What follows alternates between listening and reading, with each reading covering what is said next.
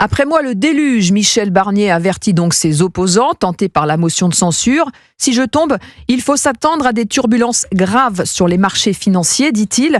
Baptiste Morin, est-ce que le scénario annoncé par le Premier ministre est probable ? Oui, le Premier ministre a bien sûr voulu marquer l'opinion, mais pas seulement.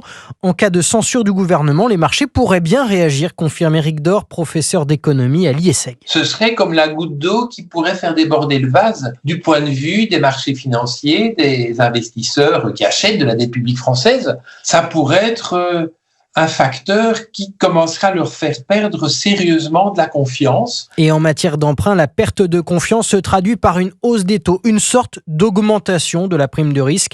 Et la dynamique est déjà là, rappelle Éric Dor, lorsqu'on regarde le spread, l'écart entre les taux français et allemands. Nous avions, avant la dissolution de l'Assemblée, une différence d'1,5%, mais le spread maintenant est monté à 0,85%, ce qui est quand même inédit depuis de longues années. Depuis 2012, très exactement, et la crise de la dette en zone euro.